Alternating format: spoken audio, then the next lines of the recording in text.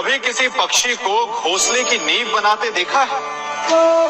अथक परिश्रम करके तिनका तिनका बिटोर कर वो पक्षी अपना घोंसला बनाता है, अपनी संतान के लिए एक सुरक्षित घर बनाता है।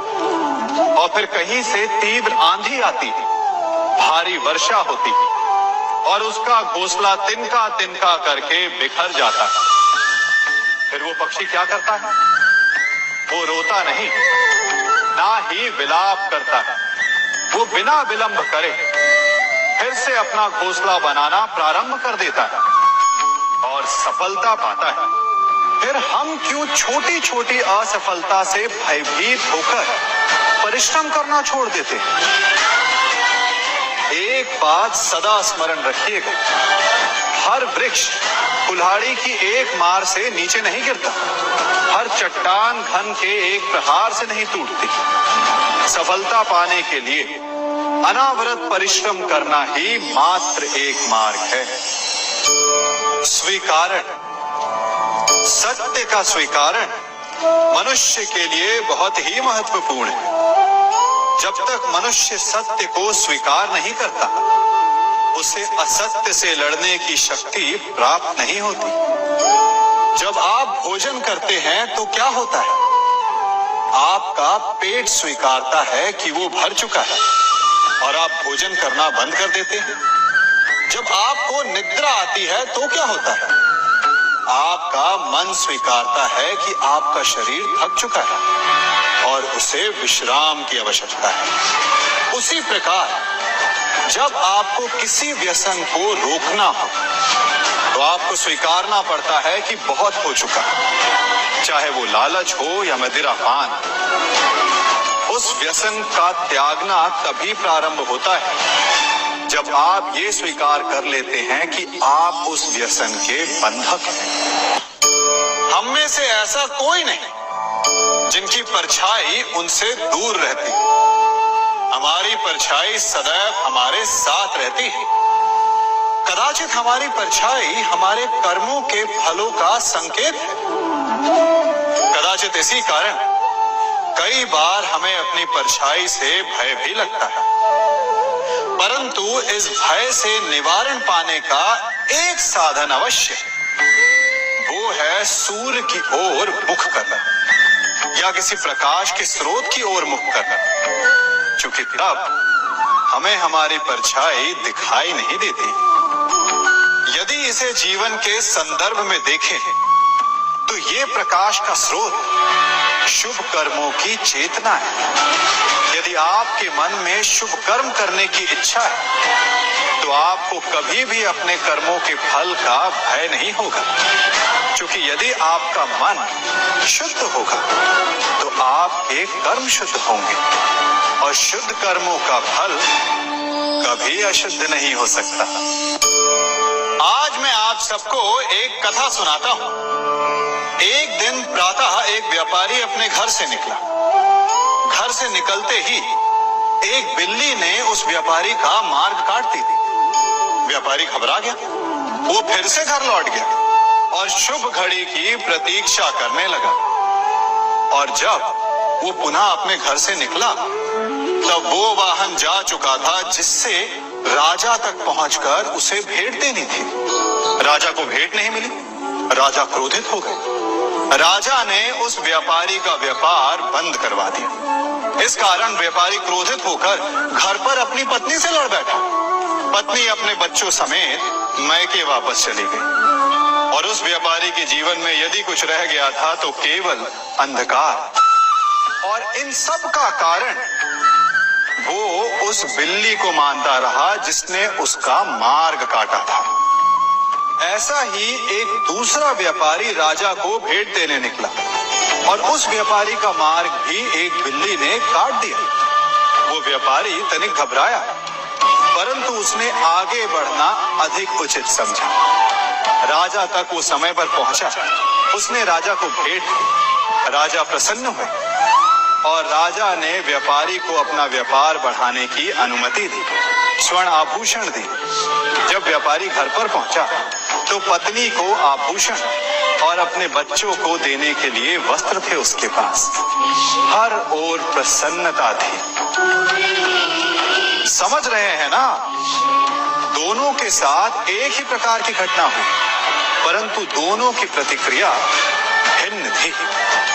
ऐसा ही हमारा जीवन भी है। हमारे जीवन में प्रारब्ध का अपना स्थान है, परंतु उससे कई अधिक महत्वपूर्ण हमारी प्रतिक्रिया, हमारे सोच का प्रभाव है। क्योंकि यही हमारे जीवन को आकार देते हैं, इसलिए अपनी सोच को सकारात्मक रखिए। आपका जीवन सदैव आनंदमय रहेगा। आप इन दो पात्रों को देख रहे हैं। मेरे इस पात्र में जल है और ये पात्र मिष्ठान से भरा हुआ है। दोनों ही पात्र भरे हैं, परंतु देखिए, मिश्री को जल में मिला दिया, जल ने मिश्री को अपना लिया, मिश्री ने अपना अस्तित्व खो दिया। परंतु जल को अभिमान है कि उसका अस्तित्व अभी भी बना हुआ है। परंतु जो इस जल को चखेगा उसे अवश्य पता चल जाएगा कि ये जल अब वो जल नहीं रहा, ये अब शरबत बन गया। हमारा त्याग, हमारे बलिदान भी ऐसे ही होते हैं। जो इस बात को अनुभव करते हैं वो समझ सकते हैं कि कैसे हमने समय की धारा को बदल दिया। जो बलिदान देते हैं उनका अस्तित्व कभी नष्ट नहीं होता, अपितु उनका बलिदान संसार में कुछ ना कुछ परिवर्तन अवश्य लाता है। हम सभी कभी ना कभी, कहीं ना कहीं अपने जीवन में यात्रा अवश्य करते हैं।